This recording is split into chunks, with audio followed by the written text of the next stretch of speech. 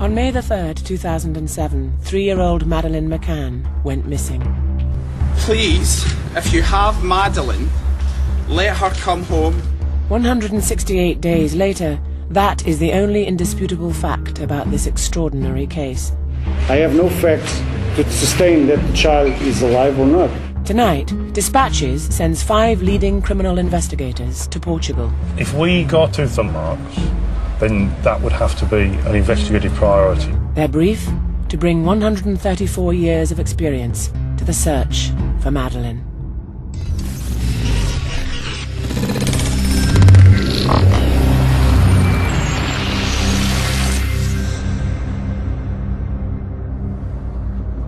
The Portuguese village of Praia da Luz is a quiet holiday resort. But for the last 6 months, it has been at the centre of an intense police investigation and frenzied media speculation. Dispatch's team of criminal experts arrives in Luz intending to cast fresh light on what might have happened to 3-year-old Madeleine McCann in a case that has dominated the headlines. What we're looking to do is what we would have done had this been reported in the UK. I would really want to know an awful lot about the typical patterns of activity of the families involved. What we're talking about is, did she leave on her own, was she taken by somebody else, or was it none of the above? Portuguese secrecy laws prevent the police from revealing any details about the investigation. Using information in the public domain and from their own expert observations, our team will analyse what could have happened to Madeleine. The last photograph of Madeleine McCann was taken by her mother Kate at 2:29 p.m. at the pool of the Mark Warner Ocean Club, where they were staying with friends. They were a very social group, and they seemed all to be really respectful, nice, loving parents. Madeleine, I found out to be quite bright, quite shy, very sweet, very beautiful girl. On May the 3rd, it was just Madeleine I was reading a story to. I later saw them around lunchtime. That's the last time I saw them together as a family. The McCanns say they put their children to bed at 7 p.m. It has been reported that Madeleine shared her room with her younger sister and brother. At 8:30, Kate McCann and her husband Gerry joined friends for dinner at the Ocean Club tapas bar. Between 9:05 and 9:30, Gerry McCann and 2 friends checked the children 150 metres walk away. At 10 o'clock, it was Kate McCann's turn to check on the children. I was working that night with something called drop and crash. We had 1 child left, and the mother came in, picked up the child and just mentioned, hang on a minute, I've just seen a guy who's run past me, he seemed really distressed, and I recognised him as being a guest at Mark Warner, but he was shouting a name out, something like Maddie or Abby or Gabby. Mark Warner staff were briefed and fanned out across the resort. And went straight to the apartment.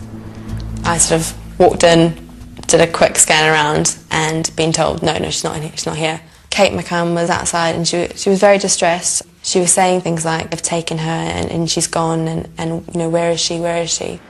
She was crying, and there were tears down her face, and it was absolutely heartbreaking to see. I arrived at the Ocean Club reception at around about 10 to 11.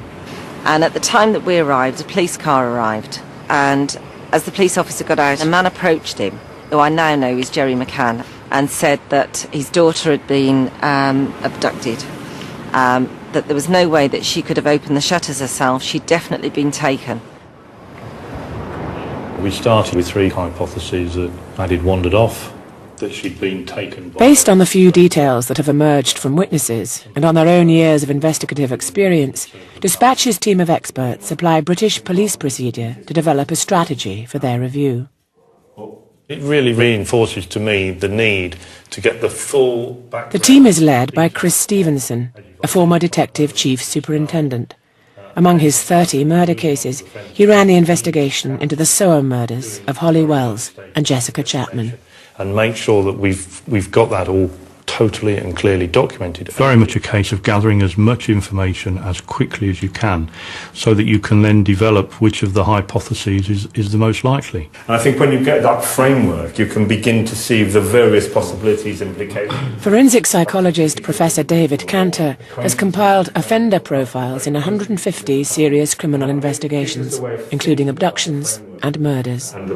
There seems to me to be a range of possibilities from, on the one hand, the child has wandered off, in other words, the child is the cause of the disappearance, right the way through to the other extreme, where it's some organised network of criminals who've come in from somewhere else looking for an opportunity and have taken the child away. Based on David Cantor's model, they resolved that there are three clear possibilities: that Madeleine wandered off on her own and got lost, that she was abducted, or that something happened to her which may have involved her family. They start by looking at the first hypothesis, that Madeleine woke up and walked off by herself. For instance, we need to know what the pattern of behaviour is of Madeleine. Did she wander at all? Was she likely to wake up at night? If she did wake up, did she know her way to the pool? Could she find it on her own? Would she have gone looking for her parents? The team visit the McCann's apartment in conditions similar to the night that Madeleine disappeared. First they explore how she could have got out of the apartment. Still half over. 6 months later, isn't it? It is. Madeleine's bedroom window faced the car park at the back of the apartment, next to the main door. Reports indicate that according to the McCanns, the shutters were closed and the door locked. The more likely exit route is through the patio doors on the side of the apartment facing the resort pool. It's been widely reported that these doors were closed but had been left unlocked. The team explore the route she could have taken had she left this way. The apartment is situated at the corner of two roads. From the patio door, steps lead directly out onto the street. Former police search advisor Gary Ligg believes it's most likely she would have headed downhill towards the Ocean Club reception to the pool area and tapas bar. There's quite a slope on this road. Yes. And it takes you past the reception area. If she's walking, with a tendency to walk downhill. If she's looking for a mum and dad, she may have an inkling or some knowledge that they're in here because this is where they're frequent. Coming down here, this is the first area of welcoming light. It is. So a disorientated child would probably tend to home in on that. So. Gary Ligg has devised search plans for over 100 serious criminal investigations. In this case, he would immediately advise a wider search of the area. If she is lost and she's a lot warmer than the ambient temperature around, we're going to use the helicopter with the forward-looking infrared. But why would a child wander off? A child would go to find her parents. Parents, yes. That's what she'd do, and she must know where the pool is. Are you going to dismiss the possibility that she's wandered off at this early stage? We can't do that, David. We've got to look at that as a possibility, and that has to be the priority, however unlikely a scenario that is. From what we can, that security guard. 2 hours after Madeleine was reported missing, the volunteers started to look further afield for any sign of her. Everybody that was in the village was out, and they did a complete sweep of the beach and all up the rocks and all at the back of the houses. You could hear from one end of Luge to the other end of Luge people shouting out Madeleine's name. Everyone was sort of on an automatic rather than talking to each other. If it was quiet at one end, you could hear the others shouting at the other end of Luge, or in every little alleyway going around Luge. I kept thinking deep inside that she's going to be found. Volunteers and Mark Warner's staff continued searching into the early hours of the morning. It was sort of like, we're not finding her, this has never happened, we've always found the child. As the night went on, it got colder and later, everybody started realising that this isn't going to be as good an outcome as what we were hoping. It got really more and more, where is she? And you'd walk past people and they'd have tears streaming down their face. The police arrived with the police dogs, and it was very late then, so I don't think there was anything else that night that we could really do. Something was seriously wrong. At 4:30 a.m, the volunteers reluctantly abandoned their search for the night. If Madeleine had wandered off, I would definitely have expected her to have been found by a member of the public. There are a lot of other apartments overlook the street and the exit from the apartment down the stairs. A And you would have expected somebody to see a small child, and I would have thought intervened. Dispatch's team of experts have tested one theory, that Madeleine wandered off on her own. Next, they look at the possibility that she might have been abducted and uncover some worrying leads.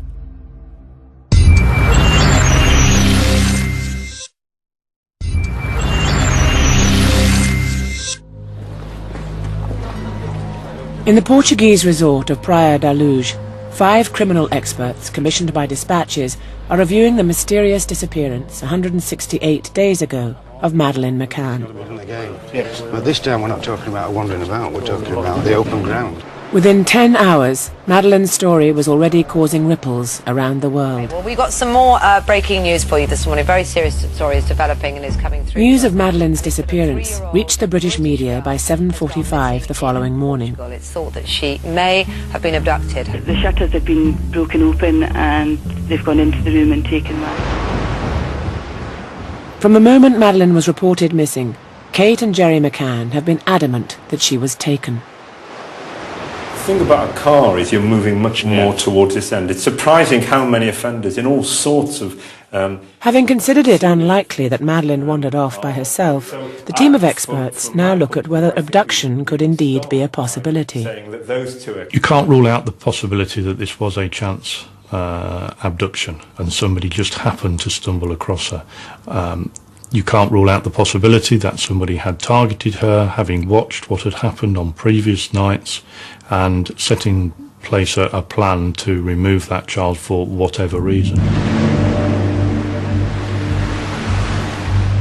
the tapas bar is over that sort of orangey yellow roof building. Yeah, it's just round there, isn't it? The team want to see just how possible it would have been to abduct Madeleine. How could someone get into her bedroom unnoticed?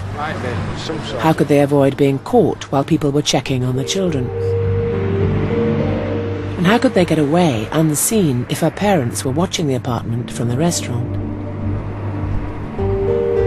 To be sure of the line of sight is to stand either at the tapas bar or at the doors, because of the elevation of the doors. So where's the reception? Here. This is it. They head for the tapas bar to find out just what the McCanns could see of the apartment from their dinner table. To reach it, you must go through the Ocean Club reception. Good morning. I'm an ex-detective from England. No, if we're not guests, they won't allow us to. So. Our team were not allowed into the Ocean Club, but local journalist Len Port did get in the day after Madeleine disappeared. His photographs show what the McCanns and their group could see of the apartment from their table. This picture here shows the scene from the tapas bar. Yeah. It's more or less from the table they were sitting at. You can't see below halfway down the door that they left insecure. Yeah. And you can't see those steps up there at all, not can at you? all. So somebody being wary could quite easily enter and leave. And depending on where you are with these umbrellas, you see even less, because they stick up over the top of the fence. Professor Dave Barclay is a leading international forensic scientist. He developed best practice in the UK. As well as the Omar bombing, he's advised in 225 cold case murders in the last 6 years. From the photos, he concludes the McCanns would not have been able to see an intruder from their restaurant table. But would an intruder have avoided being spotted by one of Madeleine's parents or their friends on their regular visits to Madeleine's bedroom? It would be easy for somebody to get in and out of there without arousing any attention. Any attention. And with the insecurity, we know that the time required to go in there, remove a child, you could be in and out in less than a minute. Yes. If providing you've done the necessary amount of pre-planning. Well, shall we just walk down and just have a look and see what we can see from the road here? The team revisit the apartment to see how much planning an abductor would have needed in order to get in unseen. They start in the car park at the back of the apartment. It has been widely reported that according to the McCanns, the back door was locked and the shutters of the children's bedroom window were closed. If they had to force entry, could an offender get in that way unseen? If you're a burglar, if you just pop over that wall, you're actually quite hidden when you're That's right. with the window. Well, it's a classic burglary. Yeah, It is. It's all overlooked. Yeah. It is overlooked. You wouldn't target that. No. Unless you could hide behind that wall. That window and that cunningly shutter, designed. when they left the property, was Secured. The front sliding windows were open, and next to the front sliding windows is a gate to the street. Search expert Gary Ligg thinks the much more likely entry point is on the side of the apartment facing the resort. Here there are sliding patio doors which were closed but left unlocked, according to all the reports. The patio steps lead directly to the road. If anybody can get in there through the sliding windows, why bother to go through the shutters in the first place? Have a look here. It defies any logic that somebody would use the rear entrance or exit when this is so secluded and already insecure. That little gate, which doesn't seem to have any lock on it, goes straight onto the road. Yes. Given the ease of entry and the seclusion on the pool side of the apartment, the team begin to see abduction as a real possibility. We're going to check on another child. Where exactly was it? The media quickly accepted the abduction theory as the most likely explanation of what had happened to Madeleine.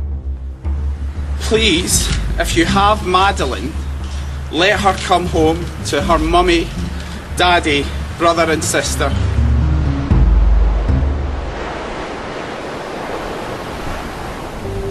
Having looked closely at the location and possible ways an abductor could get in, the team returned to the apartment at night to look at how a person might use the dark to escape unnoticed. Is that where the alleyway comes in? While the bedroom side of the apartment is well lit, the steps leading to the patio doors are in darkness. There's lots of light around that side, and if you look in there, there's shadows all the way up, and it's easy to sneak out of this gate as well. The team focus on the alleyway along the pool side of the apartment block. Team leader Chris Stevenson thinks it's an obvious escape route. With this alleyway here, because it's out of sync of that street light, is quite dark, isn't it? Yeah. Once you're in here, or you've jumped over that wall, I don't think anybody would see you. They certainly couldn't see you from the tapas bar. Halfway down this alleyway, they discover there's another one that runs between the two apartment blocks and into the car park. The only way, if you go down that alleyway, of leaving is through the car park, because to go straight on is a dead end. There's no other exit route. If you've got a car, for instance, parked in the back car park, you're actually better off So you just go going down out this way, through between the two blocks of flats into the car. Whereas to go that way, you're very much more subject to being seen, aren't you? You are. The team pose another question. If spotted, would an intruder raise suspicions? There was a report of somebody walking away from this area with a child wrapped in a blanket. You then become a tourist, don't you, holding a child that's sleepy?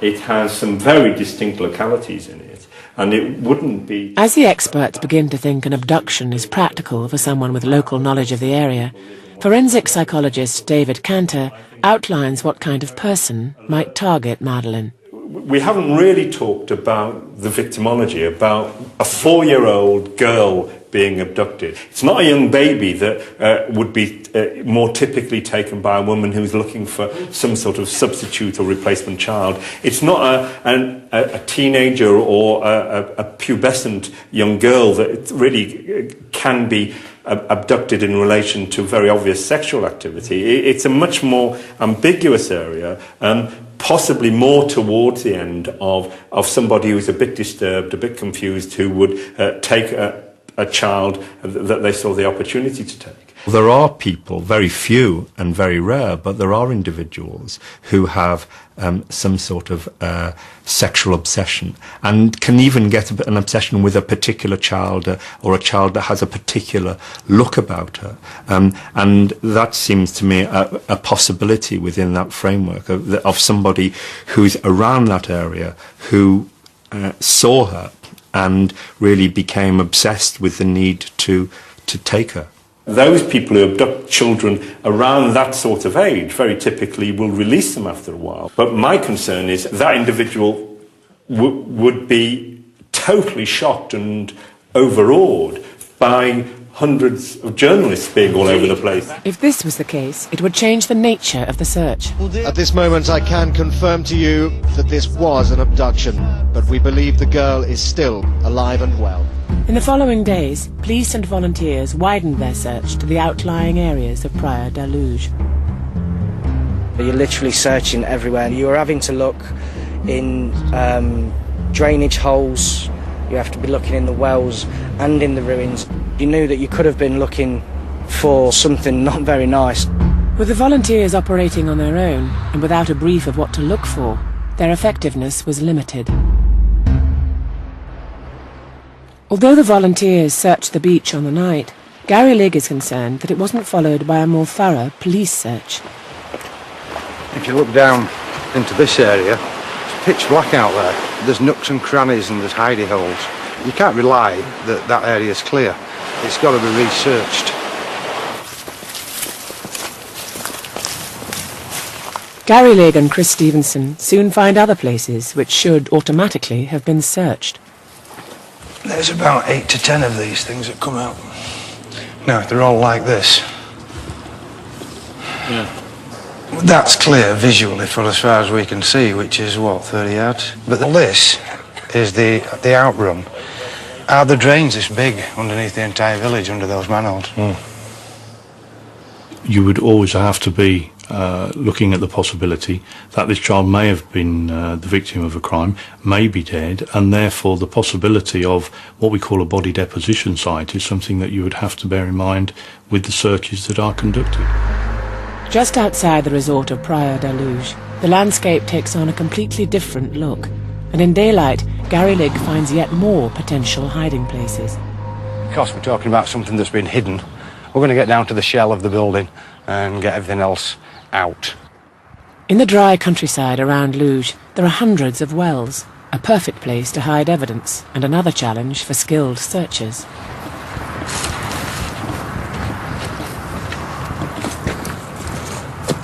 And having looked in it there, I can see the reflection on the surface of the water. I can see there's nothing in that well above the surface of the water. I can't see under the lid, of course. But we've got water. We've no idea how deep it is. By coincidence, you've got water and a confined space, and I've got people that are dual trained in both.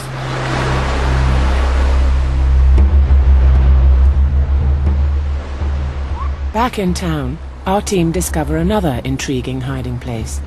They spot large industrial bins all over the resort.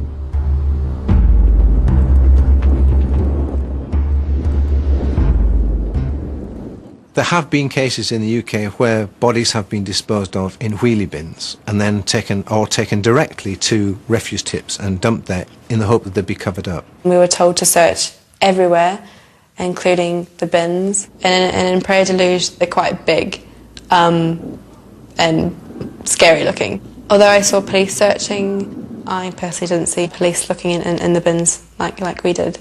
But I don't think we looked in every bin. There's a world of difference to looking in a refuse bin and tipping it on its side, emptying it all out, looking through every bag and refilling it. When you've done that, you can say that there's no pyjamas, there's no body in there.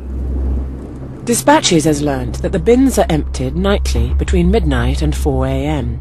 And even though a major search for a missing child was going on, they were still emptied on the night Madeleine disappeared.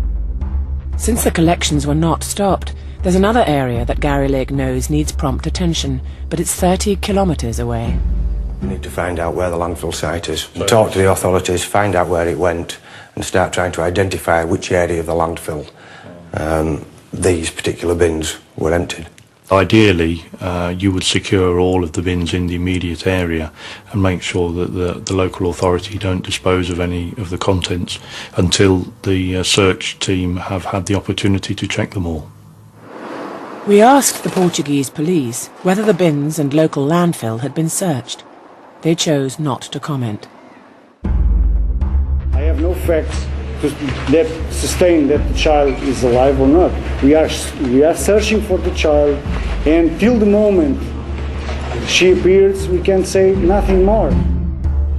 Please, please do not hurt her. Please don't scare her. Please tell us where to find her. The Guarda Nacional Republicana informed that the searches are coming to an end. We just don't know what's happened because we haven't got the hard physical evidence. I think we can realise that the two ends of the spectrum are now vanishingly small, that she wandered off by herself and is alive and well somewhere, or that some organised gang took her. It's a strange place for them to take a child from. But we don't know whether she met some harm within the immediate family circle, either accidental or deliberate, or whether somebody in the area did break in through either the window, the child's bedroom window, or the sliding doors and took her. It would be a really bizarre and strange crime if that took place, but bizarre and strange crimes do happen. We know from very many studies that if the family is not involved in the disappearance of a child, then it's very likely indeed that it's somebody relatively local, somebody who has seen the child before, who knows the local situation, who knows the possibilities for getting in and getting out away with the child. So, to my mind, that's the most likely possibility. The team have considered whether Madeleine wandered off, and they take seriously the possibility of abduction. Up at the junction, because to go straight on is a dead end. There's no other exit. Next they explore the theory an abductor could have been close to home.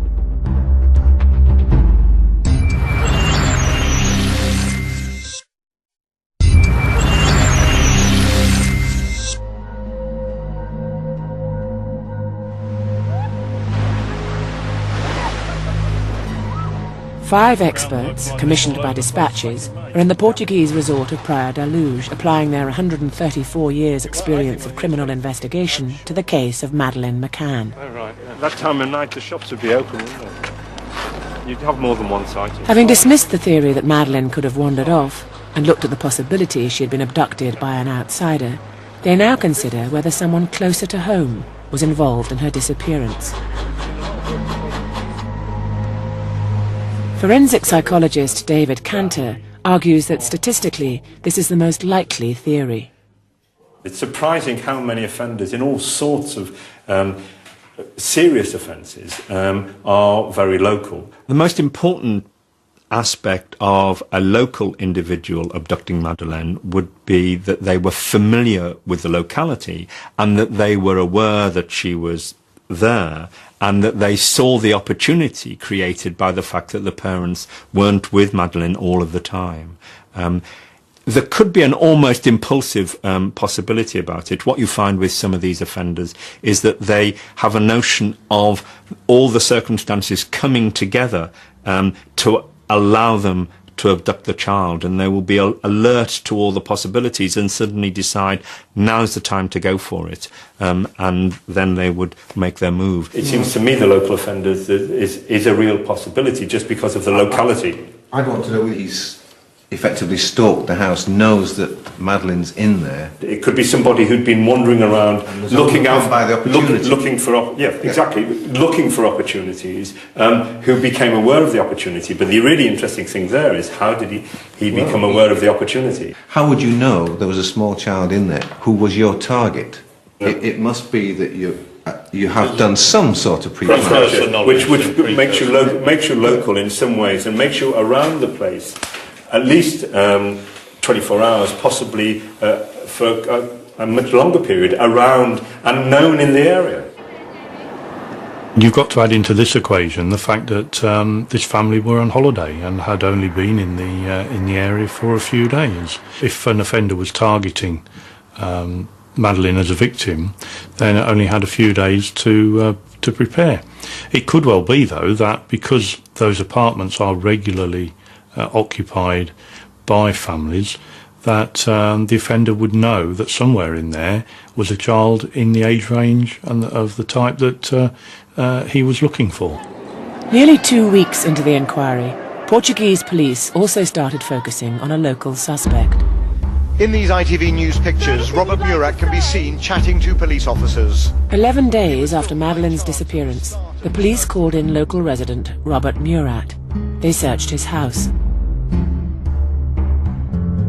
The next day, he was formally declared an arguido, an official suspect. The events was named as a formal suspect. Robert Murat lives near the McCann's apartment.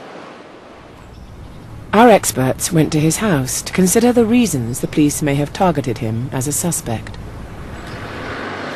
Could he fit their local offender theory? Did he have the opportunity or access? Had he been seen behaving suspiciously? This guy is an English-speaking, bilingual individual who, to all intents and purposes, offered assistance when he found out that there was a missing girl. So was there something that we're not aware of that led the Portuguese police to declare him a suspect? On the night Madeleine disappeared, Robert Murat said he was at home with his mother, but there were challenges to his alibi. There are 2 potential sightings where members of the party say they saw Murat at the club. Living so nearby, he was often seen near the apartment, and there was speculation that he could have been stalking the family. But David Cantor has another explanation. For him, the nearest coffee bar for him takes him past the apartment. If he's going to go to the supermarket, which is the only major shop nearby, he's got to go past the apartment. So he's going to be in this area. Chris Stevenson wonders if Murat could have tracked the family's movements from his house.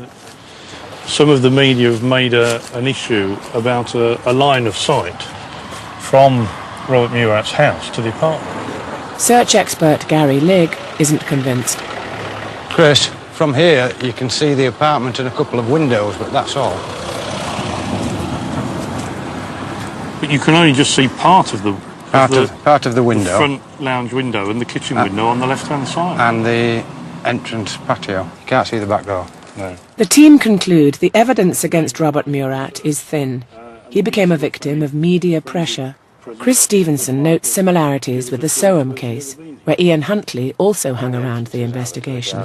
It may well be that 10 or 12 days into the investigation there was an element of desperation, and this individual was being identified as somebody that lived in the area, had come forward to help, and close tenuous links to Huntley's behaviour led to him being identified and the police feeling obliged almost to actually treat him as a suspect and investigate accordingly. The tabloid media's perspective of what was happening here was very much that man is getting an inside track on the investigation because he's offered himself as an interpreter, and therefore it's not... Matt Tapp is a police media advisor. He handled the press for the Soham case. In the absence of a structured strategy, he knows the media will fill the vacuum with unhelpful speculation that can seriously distract the police. If you look at the Washington sniper case, on day 10 of that inquiry, the Washington Post's headline was clueless. If you look at the Soham investigation, on day 10, the headline in at least 3 tabloid newspapers in the UK was not one clue. On day 6 of this inquiry, there was at least one headline in a UK paper which said clueless. That builds tremendous pressure, and in the midst of all of that is a little girl who's gone missing. And the little girl who's gone missing is almost a forgotten story. The big story is the incompetence of the investigation. The police found no trace of Madeleine at Robert Murat's house. He remains an official suspect, but has always protested his innocence. Under Portuguese law, he'll be a suspect for 8 months unless charges are brought or the status is formally dropped.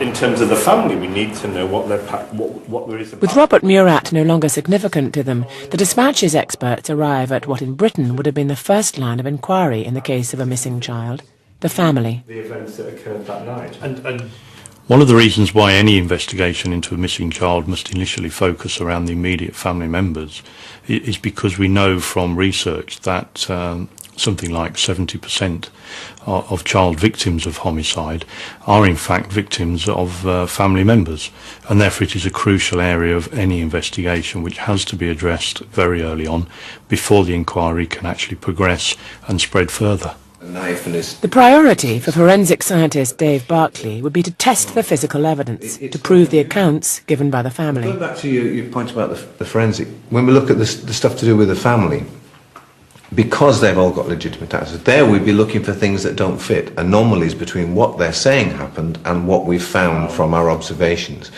And they could range from just difficulties because you're overcome by emotion to what we call staging. The classic is a domestic murder, husband and wife, and the husband then tries to make it look like a burglary. Or he tries to clear up blood in the kitchen and doesn't do it successfully enough. That's staging. The couple were placed in the front row in St Peter's Square. 1 month on, the McCanns were travelling around Europe to raise awareness of Madeleine, but suspicion about them was mounting. How do you deal with the fact that more and more people seem to be pointing the finger at you? There is absolutely no way Kate and I are involved in this abduction. With the arrival of British experts in Portugal, further DNA tests were carried out as part of a review of the case. It's reported that they discover traces of blood in the Ocean Club apartment and traces of Madeleine's hair in the car the McCanns hired 25 days after Madeleine disappeared. Kate McCann is called in for questioning. Kate is insisting she welcomes every opportunity to advance this beleaguered investigation. The following day, her husband Gerry is questioned. Kate and Gerry have both been declared arguidos with no bail conditions and no charges have been brought against them. The investigation continues. David, are they still insisting on their innocence? They certainly are. No further comment. From early May, the abduction theory was immediately accepted because the McCanns reportedly said the shutters of Madeleine's bedroom window had been forced open. The shutters have been broken open and they've gone into the room and taken Madeleine. That there was no way that she could have opened the shutters herself. She'd definitely been taken. And the powder stuck to that area, something sticky. But with questions being asked about how an abductor could get into the apartment, our experts take a closer look at the shutters. The shutter goes into the window frame, and I'll just stop that there. Right, that's the bottom of the shutter. And there's 2 finger marks off to the right. Do look as if they're from inside, and pad marks, finger marks. And they're at some distance apart? Yeah, okay. They're not 2 thumbs, are they? They look thummy. If I'm inside, I'm doing it, I'm going to be like that, aren't I? Yeah. So is that from the outside? Doing it that way? Like that way, and trying to push it up? Yes. But you'd never do that with those shutters because they've got a ratchet handle. No. You might try and help the shutter down, mightn't you? If the window's open and you're reaching in from inside, you would get that, wouldn't you? Yes. Yeah. Because they weren't allowed inside the apartment where the McCanns had been staying, Chris Stevenson and Dave Barclay test their theories at another apartment block. These shutters, unlike the ones in the McCann's apartment, are operated electrically, but Dave Barclay believes they could provide vital evidence in working out how the McCann's shutters could have been handled. We've got some great stuff here, because this is aluminium, lightweight aluminium with a fine coating of some probably polyurethane paint or something like that. It would mark really easily, and it does. Perhaps we need to just look at the angle of the thumbs, because now they're in a V shape. And they're pretty well, you've pretty well got the whole of the thumb against it. If you go back the other way and do the same thing again, right, now you've only got the outside of your thumb on it. I believe it's from the inside. We must be very careful that we're not saying this is actually staging, but it's difficult to see how anybody could have interfered with those shutters from outside without leaving some trace. In fact, having looked at them, I think it's almost impossible. If they were somebody that was actually within the family who was living in the apartment, then it would be difficult to draw any inference other than the fact that the person whose marks they are had at some time raised or lowered the shutters, which, living in the apartment, is probably, or could be, a daily occurrence. The Portuguese police chose to interview Kate and Gerry McCann on the basis of physical evidence, specks of blood in the apartment and hair in the hire car. But even if the blood was Madeleine's, our experts believe it's far from clear how it was shed. You wouldn't necessarily automatically expect to find blood if there'd been something happened inside, though. Just because we don't find blood doesn't mean to say that there hasn't been some sort of violence. And indeed, if we did find blood, it's not unusual for children to trip and get a bloody nose and so on. If you found, in particular, I think in this case, or any case like this, blood on the floor where efforts have been made to clean it up, and the parents did not say that they'd done that, as long as it was the child's blood, then that would be very significant indeed. Yeah. Dave Barclay maintains that while the DNA results will tell you who the blood belongs to, without context, they can't explain how it got there.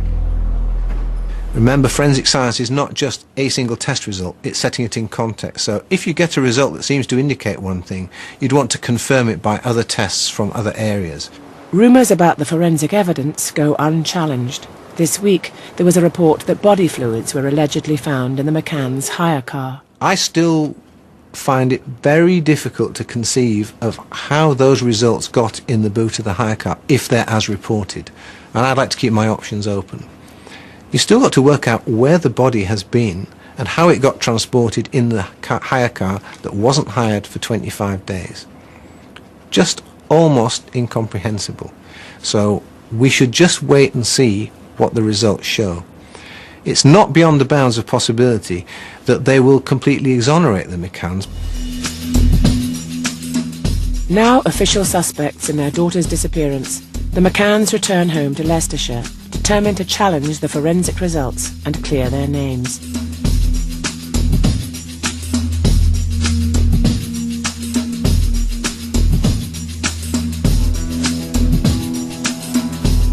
The next day, the Portuguese police passed their case files to the public prosecutor.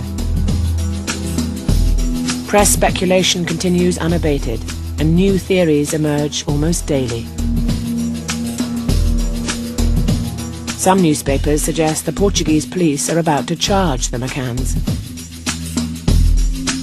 But less than 2 weeks after being made suspects, the public prosecutor announces the McCanns will not be re-questioned. With the confusion surrounding the evidence against the McCanns, what do our team make of the Portuguese investigation as a whole?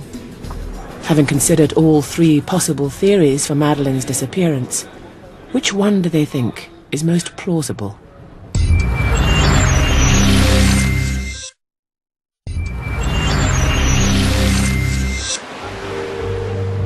Dispatches sent a team of expert criminal investigators to Praia da Luz to shed light on the disappearance of Madeleine McCann.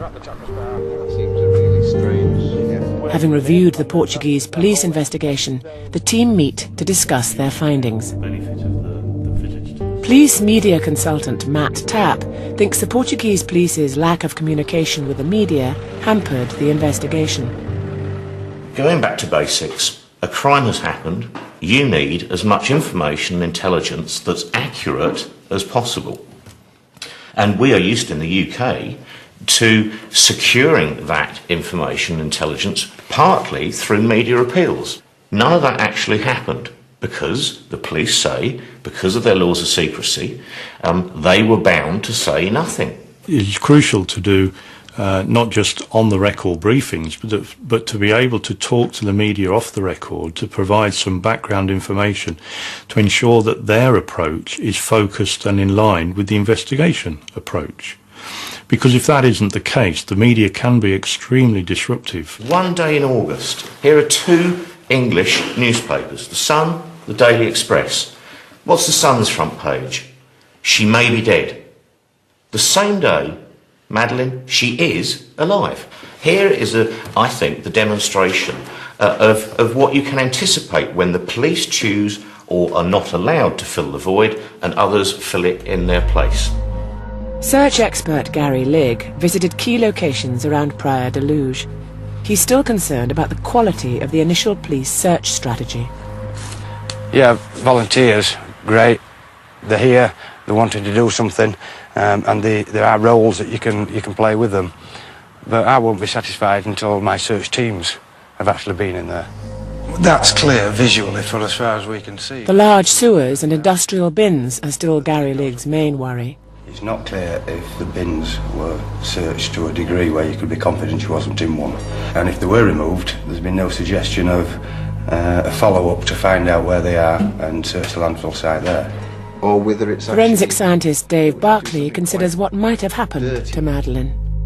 Having seen the circumstances and the layout of the apartment, it looks to me more likely the priorities are higher that some harm happened to her within the apartment. No more than that. Right.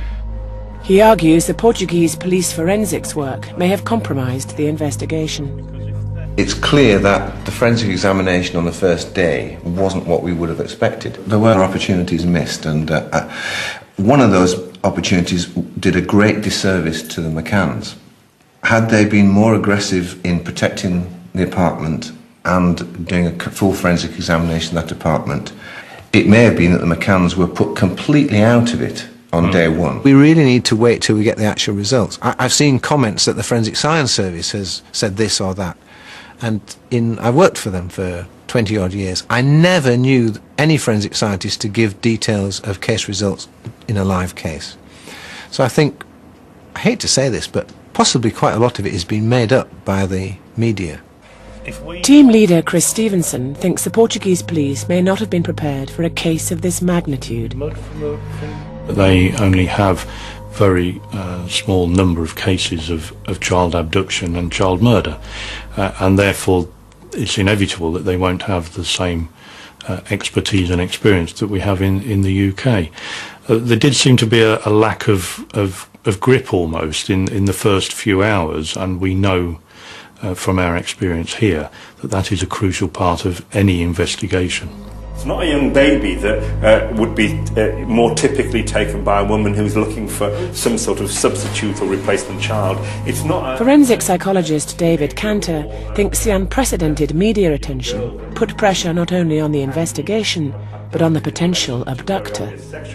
In the past, when young children have been abducted by a stranger, by somebody who is obsessed and wants to abuse the child, they tend to have kept the child, and often in fact to have allowed the child to go free after some time. But I would have thought such a person would have been totally overawed and horrified by the media storm that so quickly descended on that particular locality, and I think such an individual would have got very frightened indeed about the consequences of their actions, and may well have done something that they'd never intended to do.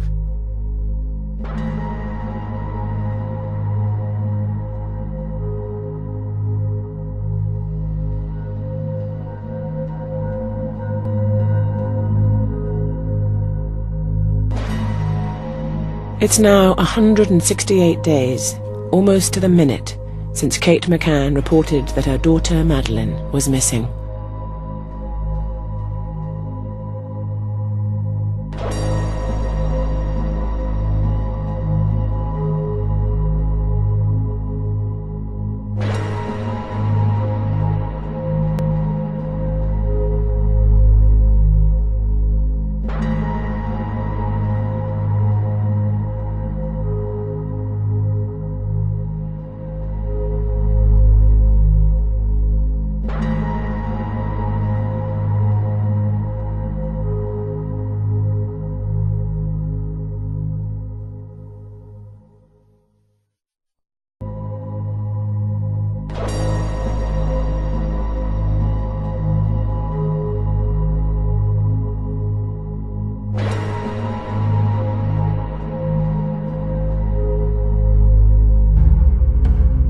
On May the 3rd, 2007, 3-year-old Madeleine McCann went missing.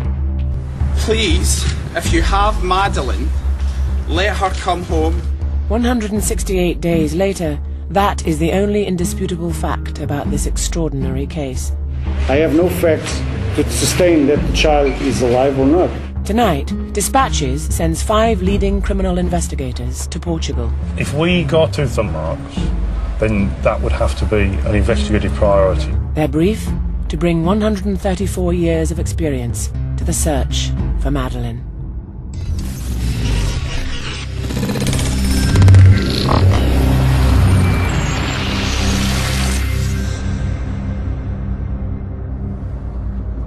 The Portuguese village of Praia da Luz is a quiet holiday resort. But for the last 6 months, it has been at the centre of an intense police investigation and frenzied media speculation. Dispatch's team of criminal experts arrives in Luz intending to cast fresh light on what might have happened. Based on David Cantor's model, they resolve that there are 3 clear possibilities: that Madeleine wandered off on her own and got lost, that she was abducted, or that something happened to her which may have involved her family. They start by looking at the first hypothesis, that Madeleine woke up and walked off by herself. For instance, we need to know what the pattern of behaviour is of Madeleine. Did she wander at all? Was she likely to wake up at night? If she did wake up, did she know her way to the pool? Could she find it on her own? Would she have gone looking for her parents? The team visit the McCann's apartment in conditions similar to the night that Madeleine disappeared. First they explore how she could have got out of the apartment. Still half over. 6 months later, isn't it? It is. Madeleine's bedroom window faced the car park at the back of the apartment, next to the main door. Reports indicate that according to the McCanns, the shutters were closed and the door locked. The more likely exit route is through the patio doors on the side of the apartment facing the resort pool. It's been widely reported that these doors were closed but had been left unlocked. The team explore the route she could have taken had she left this way. The apartment is situated at the corner of 2 roads. From the patio door, steps lead directly out onto the street. Former police search advisor Gary Ligg believes it's most likely she would shutters herself. She'd definitely been taken. We started with 3 hypotheses: that Maddie wandered off, that she'd been taken by... Based on the few details that have emerged from witnesses and on their own years of investigative experience, Dispatch's team of experts apply British police procedure to develop a strategy for their review. It really reinforces to me the need to get the full background. The team is led by Chris Stevenson, a former detective chief superintendent. Among his 30 murder cases, he ran the investigation into the Sower murders of Holly Wells and Jessica Chapman. And make sure that we've got that all totally and clearly documented. Very much a case of gathering as much information as quickly as you can, so that you can then develop which of the hypotheses is the most likely. And I think when you get that framework, you can begin to see the various possibilities implicated. Forensic psychologist Professor David Cantor has compiled offender profiles in 150 serious criminal investigations, including abductions and murders. There seems to me to be a range of possibilities from, on the one hand, the child has wandered off, in other words, the child is the cause of the disappearance, right the way through to the other extreme, where it's some organised network of criminals who've come in from somewhere else looking for an opportunity and have taken the child away. Apparently. Based on 3-year-old Madeleine McCann, in a case that has dominated the headlines. What we're looking to do is what we would have done had this been reported in the UK. I would really want to know an awful lot about the typical patterns of activity of the families involved. What we're talking about is, did she leave on her own, was she taken by somebody else, or was it none of the above? Portuguese secrecy laws prevent the police from revealing any details about the investigation. Using information in the public domain and from their own expert observations, our team will analyse what could have happened to Madeleine. The last photograph of Madeleine McCann was taken by her mother Kate at 2:29 p.m. at the pool of the Mark Warner Ocean Club, where they were staying with friends. They were a very social group, and they seemed all to be really respectful, nice, loving parents. Madeleine, I found out to be quite bright, quite shy, very sweet, very beautiful girl. On May the 3rd, it was just Madeleine I was reading a story to. I later saw them around lunchtime. That's the last time I saw them together as a family. The McCanns say they put their children to bed at 7 p.m. It has been reported that Madeleine shared her room with her younger sister and brother.